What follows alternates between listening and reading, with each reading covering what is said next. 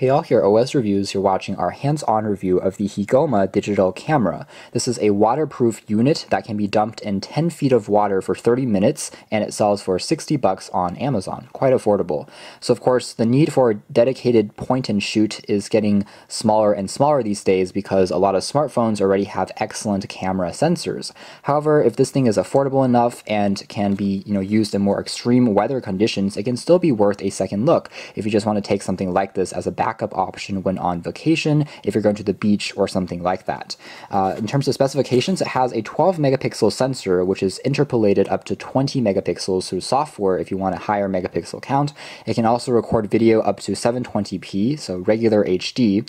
It does also have a 2.3-inch LCD display. It does have a few other scene selection modes built on in and supports regular SD cards up to 32 gigabytes.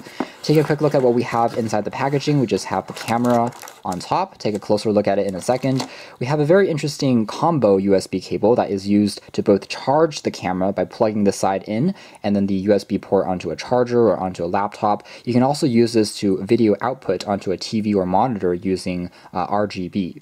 We also have a user manual that documents the various features and a warranty card that is, for some reason, scripted almost like a Facebook or Twitter post. It has views on the bottom and it says posted 2 hours ago. That's kind of a weird way to make a service card, but there it is.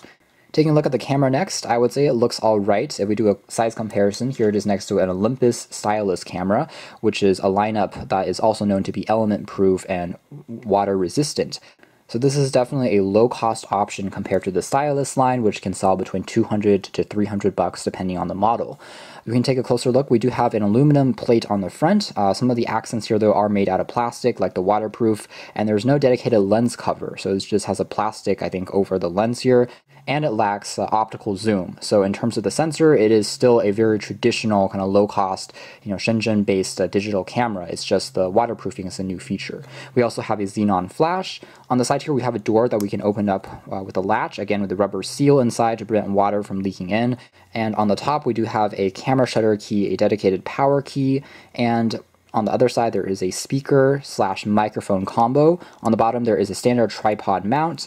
So let's turn it on and take a quick look at its user interface before discussing the performance. Very similar to other generic low-cost cameras we've seen. It shows the megapixel count, the scene mode that you're using. Right now the face detection or smile detection is off. The amount of images that can still be stored onto the SD card that we're using. There is a little bit of built-in memory, but it can only take about 3 images, so it's quite small. The flash right now is turned off. It does have a sensor so that if it gets dark enough, it does recommend that you turn on flash. So you can see this warning at the bottom here. We are able to zoom in and zoom out using the top 2 keys here, but again, it's a digital zoom, which means that we lose a lot of the kind of resolution if we try and use it too often. Not nearly as sharp looking as an optical zoom. I can tap on this again. I can actually toggle off all of the controls in terms of settings to give me only the viewfinder. I can tap on it again to have the screen go to sleep, but the camera is still technically turned on, and tap on it again to bring it back to life. I can also tap on the mode key down below there to switch into video recording, and I can tap on it again to go into sound recording, so you can use it as a voice recorder. Kind of interesting. I can tap on this mode key to go through some of the other advanced settings, so things like the night portrait, night mode, scenery, sports, beach, changing the resolution, and you do get a handful of effects as well that you can apply directly on your shot, such as black and white, sepia, red, green, blue, sunset, warm, overexposure, IR, binary, etc.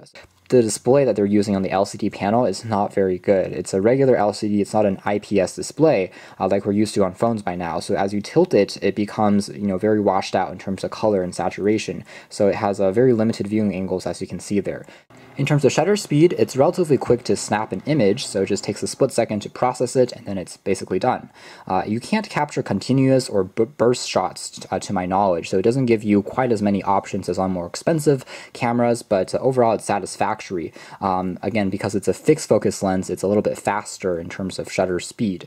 With that being said, it definitely works best in outdoor and landscape shots. Objects need to be at least 1 feet away from the lens to remain sharp, because again, it's fixed focus. If you try and capture objects up close, it becomes a blurry mess. And there isn't the option to change the lens from micro to macro either manually, so you aren't able to get these close-up images looking very sharp at all. So again, the main use case of a waterproof outdoor type camera is going to be capturing, again, outdoor far away shots. So if you're trying to do things up close, you would definitely want to consider a different model, or you would have to rely on the digital zoom. So let's review some of these sample images here. Overall, I would say performance is just merely average or adequate, really. It definitely works best when you're outdoors and in brightly lit environments. It then does an okay job. It can still sometimes overexpose some of the areas of the shot which are lighter, and then you have some shadows. But overall, it captures details fairly well, I'd say, as far as fixed lens cameras are concerned. You can compare this to something like an action camera, for instance, like a GoPro. GoPros definitely have a wider lens, so you're able to capture more within one frame. With that being said, it also distorts the image a little bit more. On this, it's much more conventional as far as the aspect ratio of the shot is concerned. And again, in outdoor environments, you can see with these trees, it's actually doing a fairly decent job. With that being said, again, close-up shots are definitely not its forte, but if you use the digital zoom, it can look a lot sharper, but you have to use really a steady hand. So the takeaway is performance is adequate. As far as these, again, generic cameras are concerned, it's slightly better than what we saw in the past few years and other very low-cost cameras you could obtain on Amazon or eBay, that are produced by a brand in China.